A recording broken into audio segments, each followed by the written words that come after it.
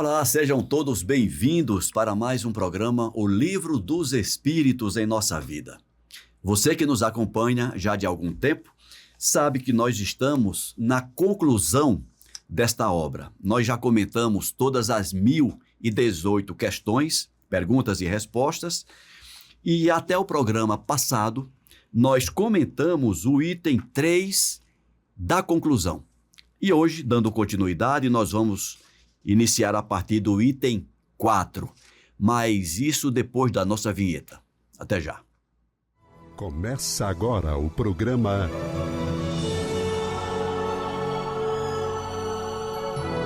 O Livro dos Espíritos em Nossa Vida.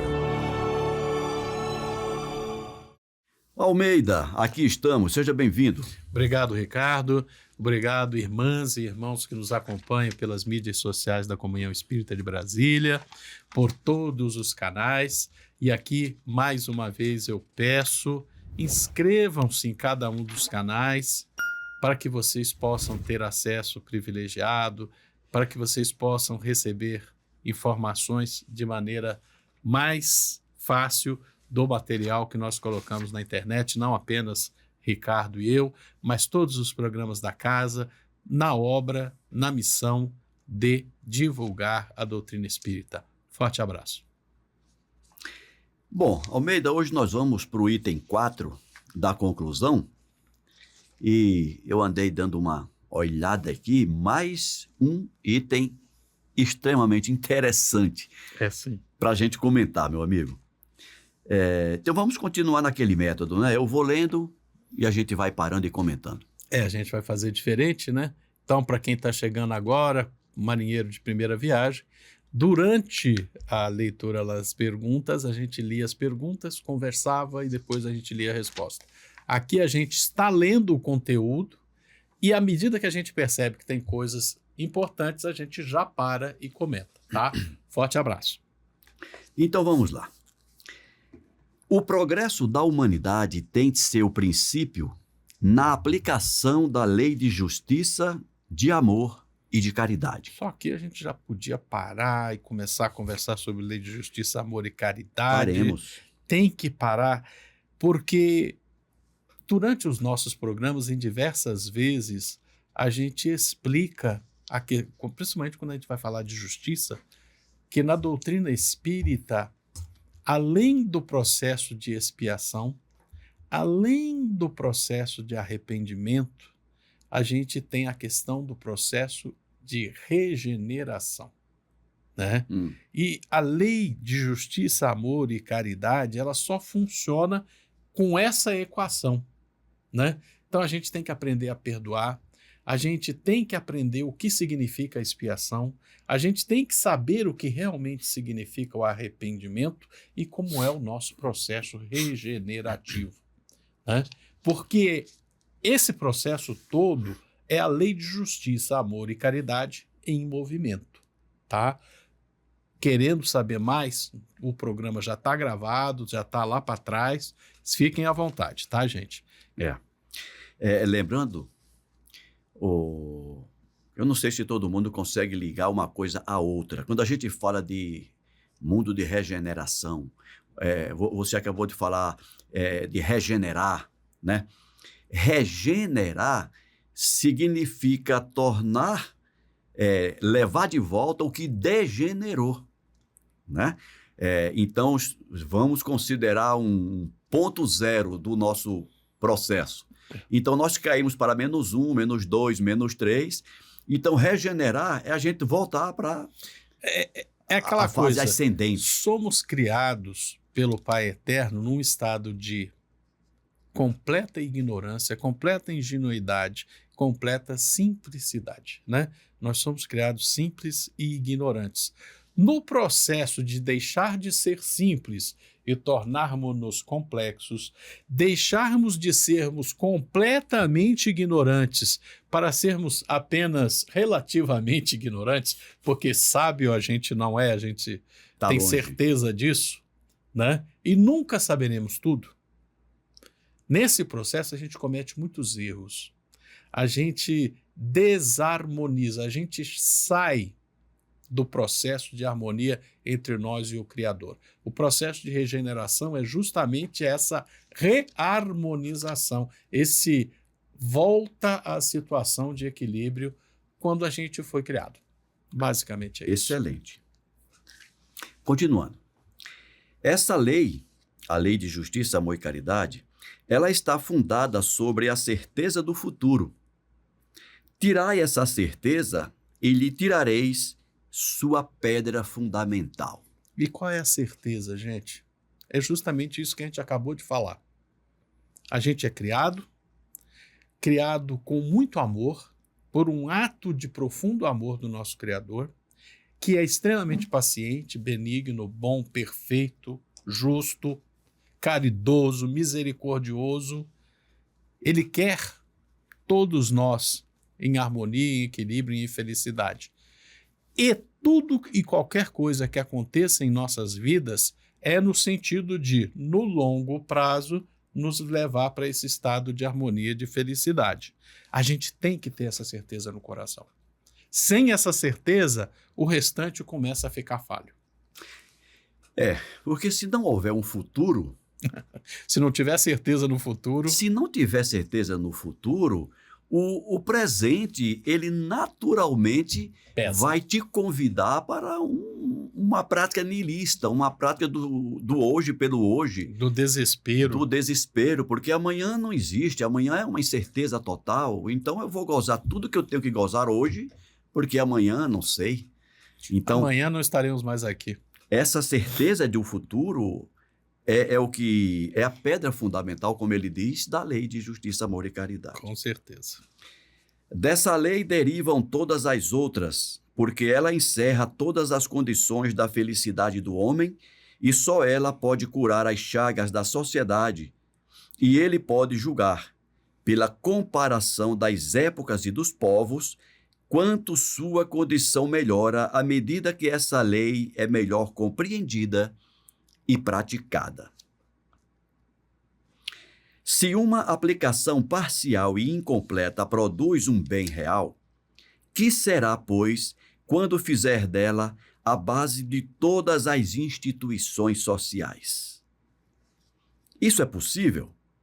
Sim, porque uma vez que deu 10 passos, pode dar 20 e assim por diante. É interessante quando ele usa essa palavra passos, né? Que eu sou conduzido a lembrar daquele texto evangélico em que o Cristo afirma: se alguém lhe pede para caminhar com ele 1000 passos, caminha com ele outros 2. Outros 2000. Outros 2000. É. E quando você vai ver... Eu tô falando porque eu nunca tinha parado para fazer essa conta. O que são 1000 passos? Não sei se tu conhece a história. Não. O que são 1000 passos em média? É uma milha. A origem da palavra milha, Vem de 1000 passos. em inglês, é milestone, né? É a pedra de 1000.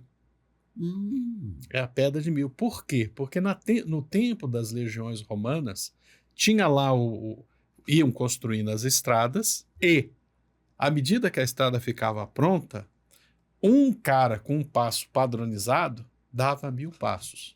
E ia marcando a... E botava uma pedra. rapaz. Milestone.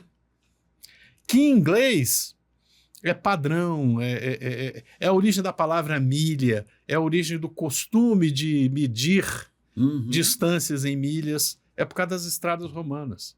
É muito legal. E eu, Alcir, só fui saber isso porque eu tive a oportunidade de morar em Braga. Aí eu fui num museu que tem lá, Diogo Souza, eu acho que esse é o nome do museu. Meus irmãos me corrijam aí. Tem várias pedras, várias milestones para a gente conhecer. Me permitam abrir um parênteses aqui. É interessante demais o estudar, né? Sim. Aquela orientação do Espírito de Verdade, gente, ela é muito mais profunda do que simplesmente vai estudar, né? Espíritas instruí-vos. Porque a gente fala hoje, o que a gente fala hoje, Não é por acaso. aqui no Brasil, na língua portuguesa, tem uma história, gente. Cada palavra tem sua história. As palavras não surgiram do nada, ninguém inventa as palavras, tudo tem um porquê. Isso. E conhecer o porquê, ou seja, a etimologia, né? Isso. É muito legal, porque você aprende mais facilmente, você faz relações que te ajudam a compreender todo o processo. E eu só fui compreender esse negócio do 1000 e 2000 quando tem aquela série famosa, né? The Chosen, Ah, tá. em que uma tropa romana passa e estava escrito na lei que os soldados romanos poderiam exigir de qualquer homem adulto de um povo subjugado, no caso lá dos judeus, que carregasse o equipamento deles por 1000 passos, por 1 milha. Por 1 milha. Aí o que ele está dizendo? Olha, quando vier o romano te exigir, não ande apenas 1000, ande outros 2000. Não foi por acaso que Jesus falou aquilo, não? Não, tem Ele- toda uma história. Isso, Tem exatamente. toda uma história por trás do sermão, né? Olha, e olha a sabedoria de Jesus também. Sim. Ele poderia ter dito, se o soldado romano te pedir para caminhar 1000 passos, né, caminha mais 2000, mas a coisa ia ficar presa ao soldado romano. Se fosse outro soldado que pedisse, não, Jesus falou que era o soldado romano, não falou você não.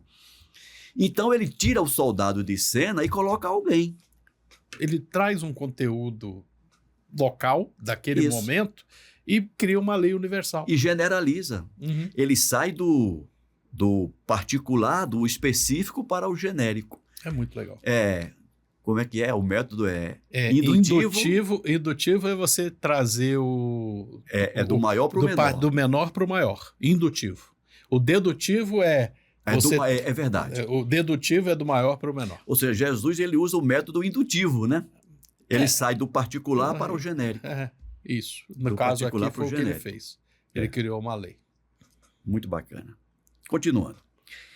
Pode-se, portanto, julgar o futuro pelo passado. Já vimos se apagarem pouco a pouco as antipatias de povo a povo, as barreiras que os separam diminuírem diante da civilização. Eles se estendem as mãos de uma a outra extremidade do mundo. Uma maior justiça preside as leis internacionais. As guerras tornam-se mais e mais raras e não excluem o sentimento de humanidade. A uniformidade se estabelece nas relações, as distinções de raças e de castas se apagam e os homens de crenças diferentes calam os preconceitos de seita para se confundirem na adoração de um só Deus. Falamos dos povos que marcham à frente da civilização. Sob todos esses aspectos, se estar ainda longe da perfeição, e há ainda muitas velhas ruínas para se abater até que tenham desaparecido os últimos vestígios da barbárie. Eu tenho que abrir um parêntese aqui para a gente rir um pouquinho. Tá. Gente, infelizmente não dá para gravar o que a gente faz antes de gravar. Porque aqui a gente discute tudo, né? Hoje aqui já rolou Chico Buarque, música de Chico Buarque, já rolou Mas Jung. o principal foi esse aqui, deixa eu mostrar por isso. Umas leituras, não são leituras espíritas, não exige muito aperfeiçoamento, mas vale a pena dar uma lidazinha aqui. Né? E a gente estava discutindo. A gente estava debatendo e o Ricardo trouxe para nós uma leitura, né? Que para a gente realmente se libertar, você tem que destruir sua própria casa, tem que derrubar as paredes. E o Kardec usou essa expressão aqui, ó. Ainda há muitas velhas ruínas para se abater até que tenham desaparecido os últimos vestígios da barbárie. Temos que ser espremidos para que deixemos sair de nós a nossa essência.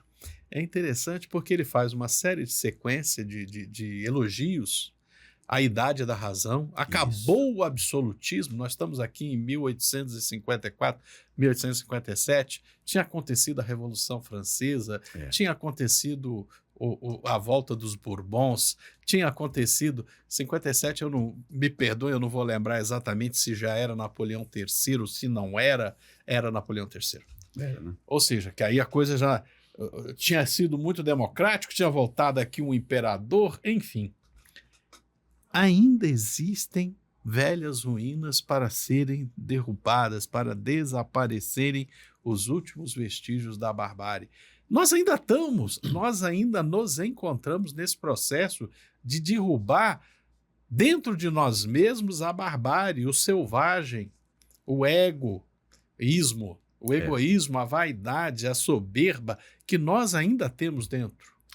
Uma coisa, Almeida, que eu vejo, houve um tempo, né? Ali a Idade Média é o ápice disso, de grandes e constantes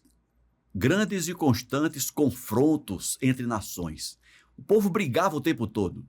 Não sei. E antes também. Não sei porque se você pegar, nós estamos aqui em 1857, a Guerra Franco-Prussiana estava logo ali em frente, 1870, 1914 nós tivemos a Primeira Guerra Mundial, Sim. 1939 começou a Segunda, Okay. 1940 a França voltou a ser invadida. Ok. Entendeu? Então percebo, guerra, infelizmente, ainda temos. Eu percebo assim, cara, a Primeira e a Segunda Guerra Mundiais, eu vejo como sendo um suspiro, um suspiro dessas grandes violências envolvendo toda a humanidade. Eu não estou dizendo que acabou. Mas você vê que depois da Segunda Guerra para cá, nós continuamos com conflitos localizados, mas aqueles grandes conflitos que envolviam muitas almas. Você vê, rapaz, a gente está ouvindo noticiários aí da guerra lá da Rússia com a Ucrânia, ataques e mais ataques. Olha, morreram 6 pessoas. No ataque de hoje morreram tantas pessoas. Nesse sentido, a pior delas foi a primeira, né? Pois é, e você vê aquelas batalhas que ocorriam antes da Primeira Guerra Mundial, quando as guerras eram travadas tete a tete, né? Numa batalha ficava 1.000, 2.000, 3.000 corpos lá para para as aves de rapina.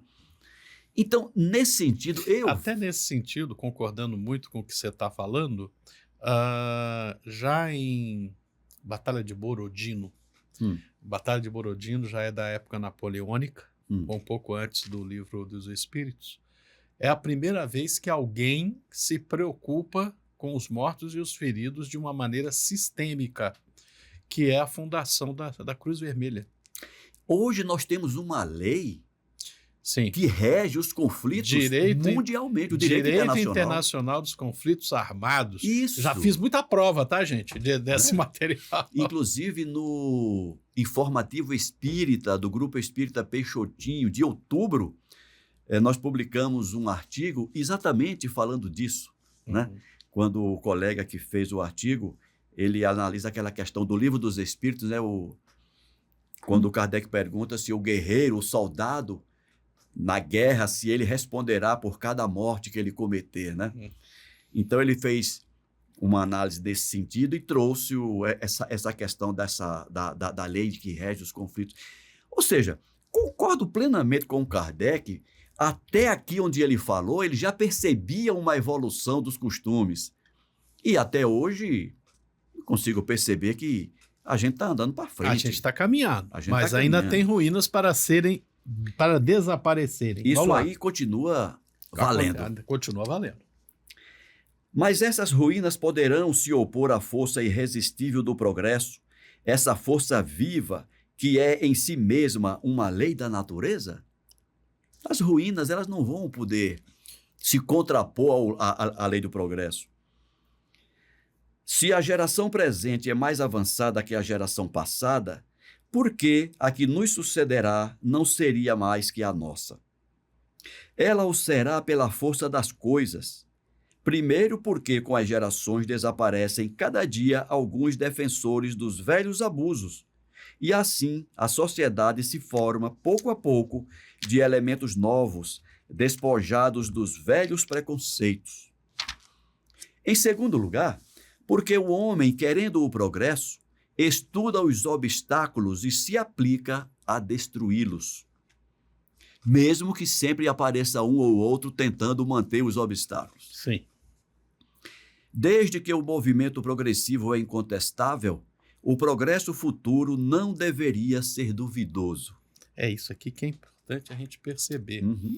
A gente ainda tem problemas? Sim, temos muitos. Mas há de se convir que, na sociedade moderna em que nós, no Brasil, vivemos, você não corre o risco de... Estamos morando aqui em Brasília. Não há o risco de alguém sair ali de Goiás, montar um exército e vir aqui destruir para tomar nossas casas, matar a nós, ficar com... desrespeitar nossas mulheres e filhas e ficar com a nossa terra. Isso não é razoável que volte a acontecer. Eu diria que é inimaginável hoje na sociedade em que a gente vive. É. Uma proposta dessa, se você pregar aí na rua, vai parecer contos de séculos anteriores, Isso, séculos né? passados. É tudo isso para concordar com o texto do Kardec. Temos problemas? Temos. Mas a coisa já avançou bastante. É só olhar para trás e ver o tanto de problema que a gente já resolveu. Sim. O homem quer ser feliz e isso está na natureza. Ora, ele não procura o progresso senão para aumentar a soma de sua felicidade, sem o que o progresso seria sem objetivo. Onde estaria o progresso para ele se esse progresso não devesse melhorar sua posição? Mas quando tiver a soma de prazeres que pode dar o progresso intelectual, ele se aperceberá que não tem a felicidade completa. Reconhecerá que essa felicidade é impossível sem a segurança das relações sociais, que não encontrará senão no progresso moral. Portanto, pela força das coisas, ele próprio encaminhará o progresso para esse caminho, e o Espiritismo lhe oferecerá a mais poderosa alavanca para atingir esse objetivo. É interessante isso, né? Porque nesse texto hoje, o que o Kardec está afirmando? Olha, entre as leis criadas pelo nosso Pai, existe a lei de justiça, de amor e de caridade. Nós apresentamos aqui, né, a questão de quando a gente compreende essa lei, que é o apanágio, é a principal, é a mais importante dentre as leis que nós conseguimos compreender, porque sem justiça, amor e caridade não existe amor. Não existe respeito pelo próximo. Não existe medida justa das coisas. Né? Uhum. E é disso que essa lei trata. De garantir dentro do nosso coração, dentro do nosso pensamento e na relação com o próximo e nosso equilíbrio com Deus, esse tempero daquilo que é justo, daquilo que é caridoso, daquilo que é amor, daquilo que é certo, daquilo que é verdadeiro, daquilo que constrói para sempre, né? Uhum. E vamos construir um mundo novo? Vamos. Mas, para isso, nós vamos ter que desaparecer com as ruínas do mundo velho. Não, para que a gente consiga construir fora, a gente vai ter que construir dentro. É de dentro para fora. É de dentro para fora. E não é tentando manter o antigo que nós vamos impor o novo. A gente não vai impor o novo enquanto não destruir o antigo.